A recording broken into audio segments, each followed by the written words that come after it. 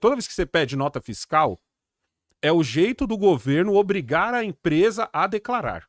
E, Alessandro, o que você acha que de 2025 aí que vai acontecer aqui no Brasil? Porque todo mundo tá vendo, né? A vida do brasileiro piorou, né? Se você for pegar, sei lá, da pandemia pra cá, os alimentos explodiram. Da pandemia, né? E daqui pra frente, o que você acredita que vai acontecer com o Brasil? Vai ser realmente aí tempos difíceis? Eu acho que a gente tem um 2025 muito difícil e a gente vai ter um 2026 de um Brasil rifado. O que isso significa? Na minha visão, assim, na minha opinião, pessoal. Essa semana a gente teve o ministro Rui Costa dando uma entrevista onde ele soltou a palavra intervir. Não foi? Foi. Depois, mano, na entrevista, o nego já olhou estranho pra ele com essa palavra. Por quê? Porque essa palavra faz o brasileiro voltar 15, 20, 30 anos no tempo. Faz o brasileiro voltar lá pra 90. Faz Hiperinflação, né? O brasileiro mais velho volta pra 95, pra 85 e tal. Hiperinflação, governo intervindo e tal. Só que aí depois ele veio, deu uma entrevista onde ele disse assim, ó, quero deixar muito claro, não vou intervir, não vou congelar, não vou fazer, não vou acontecer. Não foi? Foi. Na hora que ele falou isso, eu falei, graças a Deus. Sabe por que eu falei graças a Deus? Porque eu falei assim, cara, se ele fizesse o contrário, o Lula ia subir a popularidade dele em coisa de 4, 5 meses. Por quê?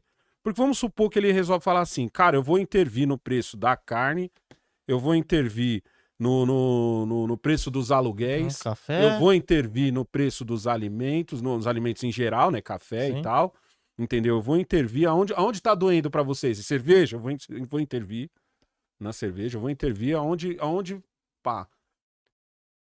Qual que é o problema que a gente tem aqui no Brasil, tá ligado? A gente é muito imediatista porque a gente tá sempre com a corda no pescoço. São 365 dias com a corda no pescoço. O que acontece com o cara que tá 365 dias com a corda no pescoço? O cara só quer um alívio, né? Ele não quer nem que tire, ele quer só que alivie. Porque ele já entendeu que ele vai ficar com a corda 300... Então ele nunca pensa a longo prazo. Então se ele fala assim, eu vou intervir, o que vai acontecer com os preços? Eles vão cair bruscamente, certo? Entre aspas, o poder de compra do brasileiro vai aumentar por 1 ou 2 meses. Aí o que vai acontecer? Você é produtor de tomate, você vai olhar e vai falar assim, cara, não compensa eu tirar um tomate. Porque aqui no Brasil, as coisas não são produzidas na cidade aqui do lado. Não. É tudo muito longe. A gente é muito grande. Sim, tem certas coisas que hoje em dia a gente tá com a comunicação assim, né? Sim, tem cidades aqui do lado que produzem. Mas o que eu quero dizer é o seguinte, boa parte das coisas do Brasil, elas escoam por muitos quilômetros. E é tudo por estrada, é tudo caminhão. Entendeu? Pouca coisa vem por outros meios. E aí o que acontece? Uma hora o produtor vai olhar e vai falar assim, cara, não compensa pra mim mandar o tomate pra você. Eu vou, sei lá, ele joga fora o tomate. A gente viu isso há pouco tempo na Argentina. Entendeu? Porque não compensa pro cara. E quando não compensa pro cara, o que vai acontecer? Vai faltar produto na prateleira. No momento que falta produto na prateleira e o cara é obrigado a pôr aquele produto naquele preço, o que ele faz? Ele deixa de comprar. Ele deixou de comprar, quem vai apanhar? O povo. Ixi, povo, hein? Entendeu? E tipo porque assim, o preço eles vão começar até a negociar paralelamente, né? Mas aí tem uma malandragem. Qual que é a malandragem? A malandragem é a seguinte, o que foi ensinado para todo brasileiro? Que a inflação é o aumento de preço. Quem aumenta o preço? Eles colocam sempre no produtor e tal, é o né? empresário. O empresário é malvadão. O empresário é malvado. Como assim, irmão? Você quer aumentar o preço? A gente tá com um problema. Qual que é o problema nosso? É a inflação. Por quê? Porque aumentou os preços. Quem aumentou os preços? Entendeu? Então, tipo assim, isso tá enraizado no brasileiro, irmão. Então, se o cara faz isso, se ele fala assim, não, eu vou intervir, pá, não sei o quê, nossa, a popularidade dele explodia. 3 meses depois as coisas iam faltar, quem ele ia culpar? Ele não ia culpar o Lula. Ele ia culpar o Extra, o Carrefour, tá ligado? Vai culpar a Brahma. O problema é a Brahma. Mas será que ele conseguia encaixar essa daí, né, nos tempos de hoje? Se ele quisesse, encaixava. Fácil. Porque agora eles estão falando que a culpa é dos celulares, né? Eu postei até um vídeo aí. Você vê eles colocando, não, com o celular é tudo mentira, né? Se eles quisessem, encaixava. Na boa. Você acha que encaixa? Do jeito que tá a coisa, eu boto fé que encaixava. Do jeito que a gente degringolou em 2 anos, Nossa. só 2 anos, encaixava. Se os caras falassem assim, eu quero saber, vamos intervir nessa merda aí. Vamos congelar isso aqui e aquilo ali. E ninguém Entendeu? imaginava que em 2 anos a gente ia piorar tanto o Brasil, né?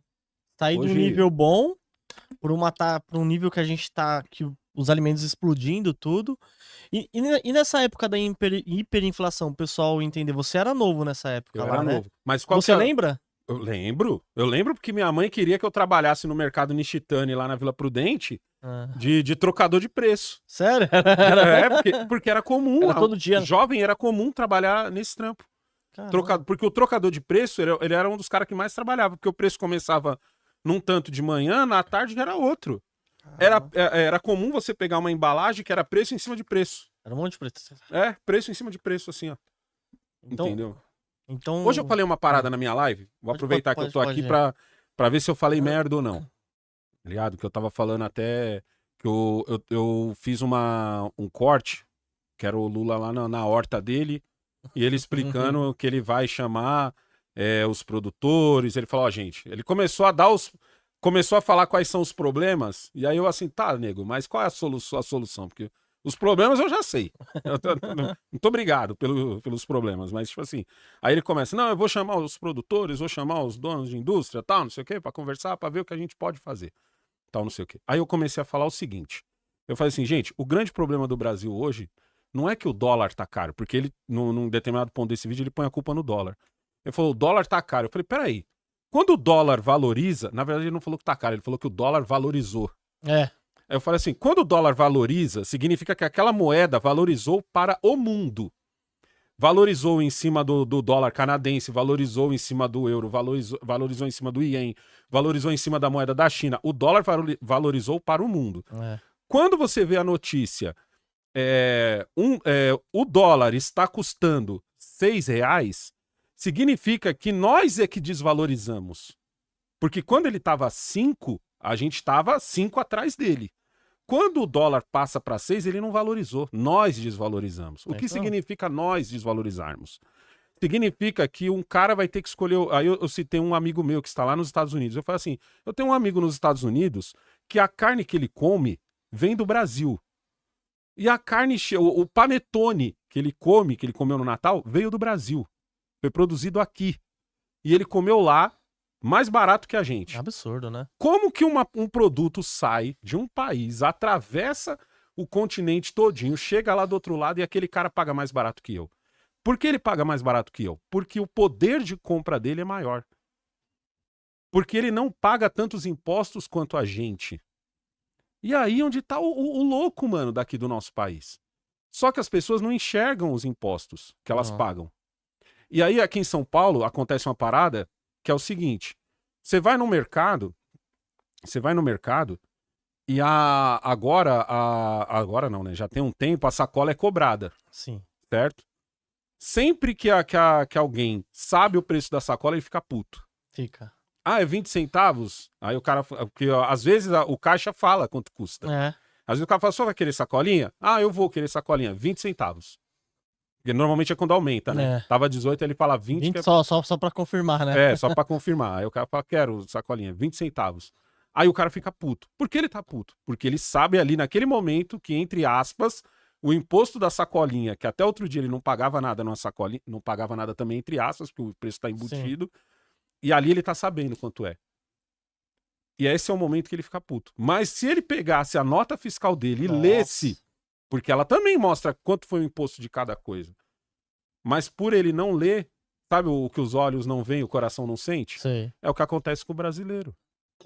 O brasileiro não se indigna com essas coisas.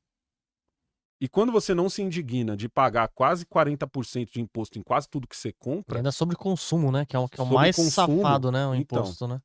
Entendeu? Aí você não consegue... Aí você, quando você ouve assim, o dólar valorizou, você não consegue perceber, não, cara, não foi o dólar que valorizou, foi a minha moeda que desvalorizou. Não vale mais nada.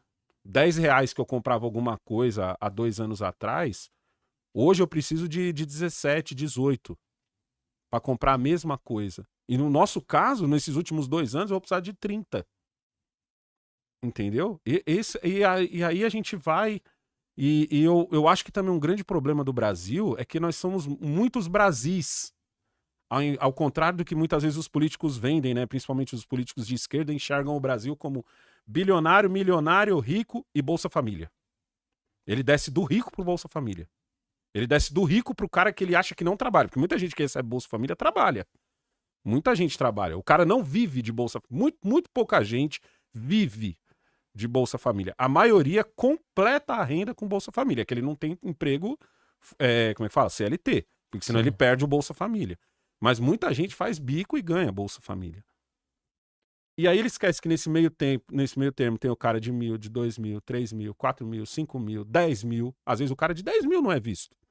Verdade. Às vezes o cara de 10.000 não é visto nesse país. Porque ele ainda não é considerado rico. Ele é considerado de acordo com o IBGE e tal. Mas, tipo assim, ele é meio que esquecido. Esse cara. Será que é por conta disso que eles queriam fazer um monitoramento do Pix? Com certeza. Já pra cortar tudo. Com certeza. Não, eles querem monitorar. Tipo assim, o governo sabe que muita gente não paga esse imposto. Muita gente tá tirando mais de 5, tá tirando 5, 6 e não tá pagando. O Pix é o meio mais fácil de você saber o que tá rolando ali. É mais fácil. É igual a nota fiscal paulista. Eu dei até esse exemplo na época que eu fui explicar isso daí. Eu falei assim, gente, a nota fiscal paulista, toda vez que você pede nota fiscal, é o jeito do governo obrigar a empresa a declarar. O governo está obrigando a empresa a declarar usando você de fiscal. Quando você diz assim, cadê minha nota fiscal? Porque, tá ligado? Eu não sei se você já foi em mercadinho pequeno, às vezes o cara não passa no caixa. Não passa nada. Ele passa na calculadora. Tá ligado? Tanto que ele fala assim, você vai precisar de notinha? Aí o cara fala, não, vou precisar. Ele passa na calculadora. Passou na calculadora, aquilo não tá indo pro governo. Aquela transação ficou só entre vocês dois. Certo? O que o governo chamaria de sonegar. Alguns chamariam de legítima defesa. Entendeu? Alguns chamariam de legítima defesa. Mas, tipo assim, quando o governo diz assim, cidadãos, peçam a nota fiscal sempre que vocês forem no mercado, é o jeito do governo falar assim, ó, agora você é o meu fiscal. E quando você pede, você literalmente está fiscalizando pro governo. Beleza. Quando o governo diz assim, ó, você tem que pedir a nota fiscal paulista, porque eu vou te dar uma merrequinha. Vou te dar uma merrequinha, tal, não sei o quê. Ele inverteu o jogo. Ele fez o supermercado avisar. Ele transformou o supermercado num fiscal. E aí você tá dizendo pro governo quanto você gasta. Olha aí. Naquele momento o governo sabe quanto você tá gastando. Mas o governo quer saber o quê? Quanto você ganha. Ali ele sabe, pelo que você tá gastando, ele tem uma métrica ali. Uma métrica ali de quanto você deve estar ganhando. Mas no momento em que você fala assim, eu quero saber quanto o pessoal tá ganhando no Pix. Num primeiro momento, não seria assim. Seria só o cara aumentar a base de dados dele. Até a hora que ele, sei lá, comprasse um PC melhor. Entendeu? E falasse assim, PC, diga pra mim quem tá ganhando e não tá declarando. Para analisar ações, BDRs, fundos imobiliários, acesse a plataforma do Investidor 10. Inclusive, para você gerenciar a sua carteira, saber quanto de dividendos você vai receber. Inclusive, eu deixei a carteira da minha filha, a Laurinha, ela tem 3 anos e já invisto para ela. Todos os ativos tá no link aqui embaixo.